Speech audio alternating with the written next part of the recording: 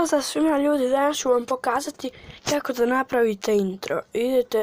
Morate instalirati aplikaciju Legend. Evo, to je ta aplikacija. Ova. Onda uđete u nju i napišete neki tekst ovdje. Ja ću na primjer za moj kanal.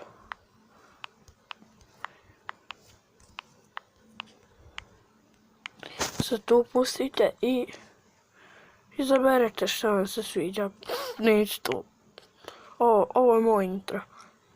Možete ovako izabrati. Možete ovako. Možete i ovako.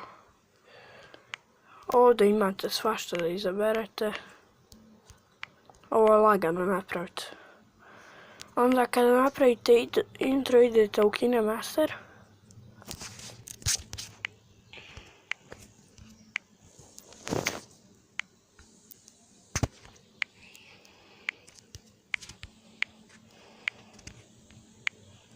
Da stavite taj intro.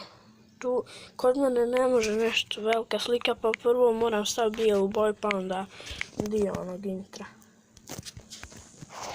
Idem tu, sad idem na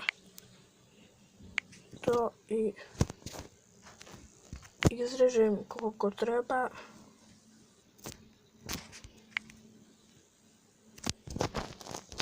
I stavim neku muziku.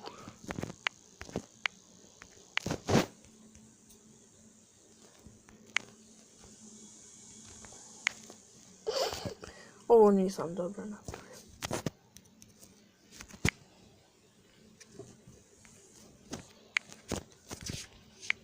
I sad ću vam